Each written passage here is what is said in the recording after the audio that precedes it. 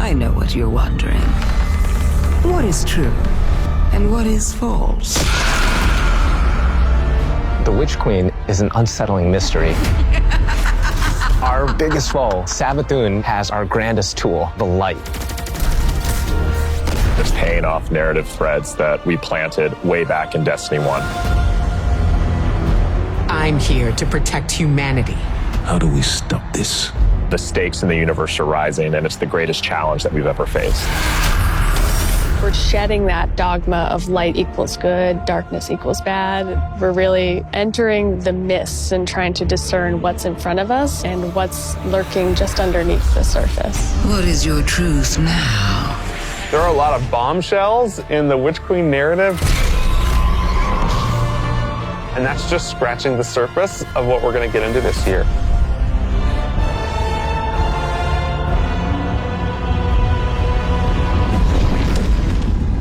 Witch Queen and Season of the Risen is chapter 1 and the beginning of the end for the Light and Darkness saga. We're really getting to the core of what it means to be a guardian. We are looking at and asking big questions about the light and darkness. We have a big bad that we've been anticipating for a really long time coming back in the form of Savathûn. Savathûn's had a hand in most of the major conflicts that we've been involved with. We've heard about Savathûn for years and just bits and pieces, and then you see it slowly building over seasons until we come to this huge critical point. Savathûn's no longer just someone you hear about. She's not just interfering in little ways. She's now ready to take center stage. Sight. 1, 2, 3. Savathûn, she's larger than life.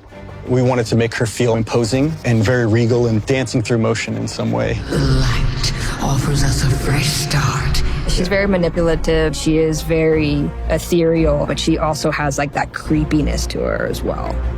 She promised she'd help us out with this pyramid ship problem that's coming our way. But the reality of the situation is Savathûn is only on Savathûn's side. We've outlived our purpose, and it is to Savathûn's benefit to wipe us off that chessboard. She's lived among us. She has played us for fools. She knows us inside and out. And she's been a step ahead of us, the whole way. So how do you beat someone like that? It isn't too late. You can still be forgiven. Be careful. I'll hold you to it. In order to beat Savathûn, you need to understand Savathûn. Her throne world is a manifestation of Savathûn's own personality, which is in Witch Queen going through a transformation through the light. She has these areas that she's kind of trying to shun and push away. For the old hive areas, it's much more atmospheric, it's very dense, it's very claustrophobic, it's spooky. Then when you make your way into the Lucent hive area, it's a lot more open and broad. It's definitely brighter, it's definitely more lively. We want people to look at it like an impressionist painting, something that's very pretty from far away, but as you get closer, it's not really what it seems. It's very unsettling. You're looking at shapes, you're looking at these things within the world, and you're not entirely sure what they are, and you have to get close and you have to investigate. What's really going to be exciting for players is that they're going to get to play that part of psychic detective, trying to solve the many mysteries of the throne world. Witch Queen campaign, I think, is probably the most ambitious campaign we've made in a very long time. We're building the definitively Destiny campaign, so leaning into the journey you can find in exotic missions or the mechanics you might find in a dungeon. You have to kind of think your way through. You have to figure out hey, what do I need to do next in order to get to the end of this? We've got Savathûn, right? The Queen of Lies. So this campaign is full of surprises. Savathûn has all these abilities, and you got to make sure that all of the abilities of the bosses would be something worthy of her. And as I kept thinking about this, I felt like I was really becoming Savathûn. We've also added the legendary difficulty, which is called Become Legend. It's not for the faint of heart.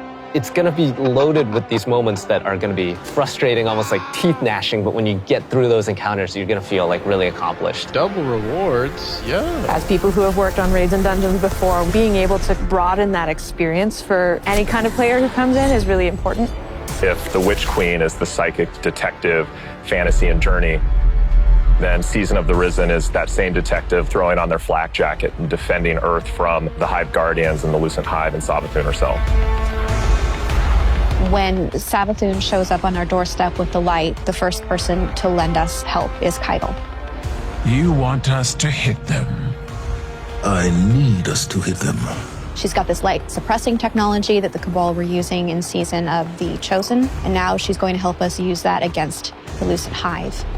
When you're working with Keitel, she has a different approach. It's not about asking questions, it's about getting in there and extracting. We don't really understand what happened when Savathûn actually was able to take light. So the campaign in Season of the Risen in many ways is about that story. Guardians need to stop Savathûn's advance beyond the throne world. And Savathûn poses an existential threat to everyone because she basically has an undead army.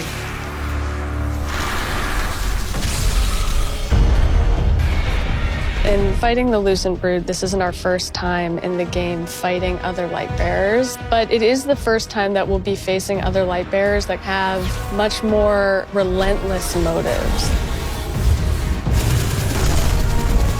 When you look at these Hive Guardians and when they do their abilities, you immediately make that connection like, oh, they are using my powers against me. As soon as we see the Knight pop its super and it has 2 shields, you immediately are like, oh yeah, I see that connection. And then it's like, and then you're like, it hits you with those things and then you're dead. And it's just an amazing experience. The Guardians themselves kind of feel like a fire team that you're fighting against. You got every class represented. The Acolyte, when that character casts, does very similar thing as the player, like the Arc Wizard. The sparks go out, it's ready to go. If you're not smart about it, if you're not paying attention, you are essentially going to have to play that fight over again. If you're successful in taking down one of these Hive units that are wielding the light, you actually have to go up and kill their ghosts. That was like one of my favorite things that we were able to do in this game, is just that moment where you crush the ghost. It's kind of this moral dilemma. A ghost is your companion, and now suddenly you have one in your hand and you're about to crush it. The first time this happens, you're like looking at your hand like, I can't believe what I've just done. Am I doing this? Should I be doing this? I have a ghost. Yeah, like, exactly. What is going on? Savathûn and her Lucent Brood are the most dangerous enemies we've faced so far. And so we're going to need better, more powerful weapons and tools to fight against that threat. We did a bunch of work early on looking at various different types of weapons we could add to the sandbox. We wanted to introduce a special weapon archetype that was effective more at a middle range, but also had these kind of additional roles associated with it. The glaive is a projectile weapon, and it is a shield, and it's a melee weapon. We wanted to keep that experience in first person. It has an immediacy that you don't really get when you're using a sword because the camera is so much further back. Because this is also a projectile weapon with a slower moving projectile, the onus of skill on aiming these weapons is about leading and compensating for the speed of the projectile and anticipating that.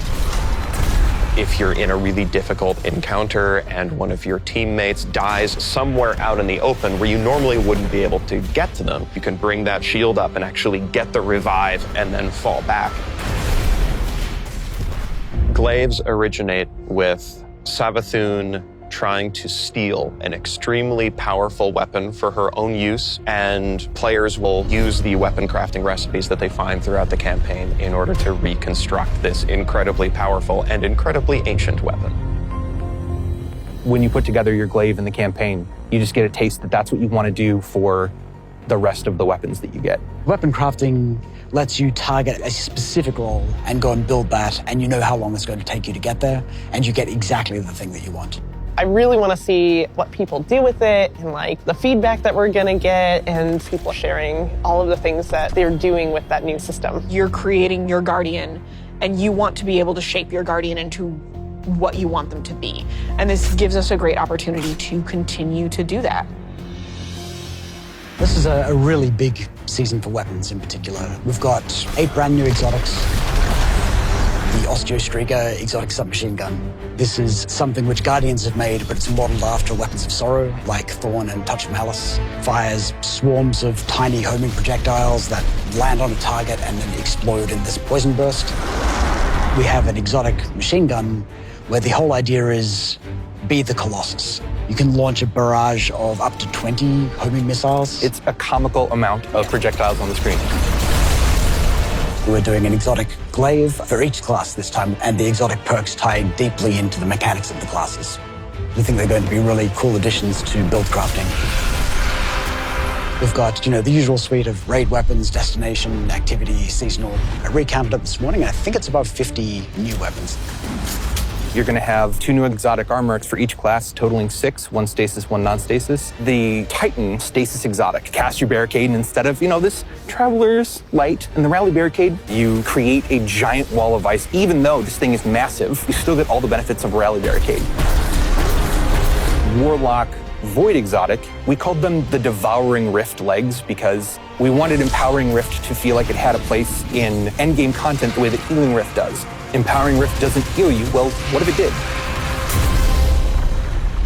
In Season 16, you're going to see a massive revamp to the Void subclass system across all 3 classes. This is a huge update and will allow players to build craft in ways that they've never done before.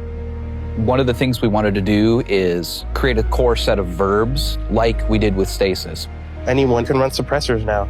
I think that's the pretty cool thing to be able to do. I'm going to be running suppressor grenade probably.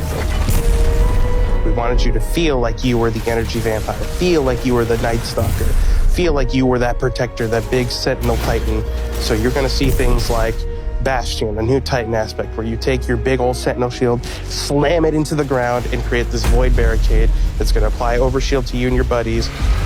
My favorite aspect is probably Child of the Old Gods. As this warlock controlling space and time, I'm able to rip a hole into another dimension and then pull out this little sentient black hole. Whenever I target an enemy, my little black hole buddy is going to fly over there and start draining their life force. The Void 3.0 update is really setting the stage for how we're thinking about updating the subclasses for the rest of the year. We're going to extend this philosophy to Solar and Arc. Solar obviously is going to be about burning, but there's this other component to Solar, and that's healing. Arc is all about chaining. It's all about lightning, direct attacks, quickness. We're going to take the fantasies that you know and love today. We're going to embellish them. So what you'll see is all of the new abilities, all the new actions you take, reinforce that to the core. Pretty excited about it. Witch Queen is very much the culmination of the last 6 to 7 years of just Destiny altogether. And really, this is starting the road to the final showdown. But things aren't necessarily just dark and light anymore. There's a lot more nuance in the game. It's going to be a real fight. Players have something that they're really going to be challenged by. I can't wait for everyone to find out what's been going on with Savathûn. I'm excited. You Guardians are so clever, aren't you? From the throne world to the campaign to the customizable build crafting, it all comes together to make Destiny feel really new and fresh. We've got more Destiny coming this year than any other year before. It's one of the most ambitious releases we've ever put together, and the team is firing on all cylinders. Tell me, Guardian, what do you think you're going to do?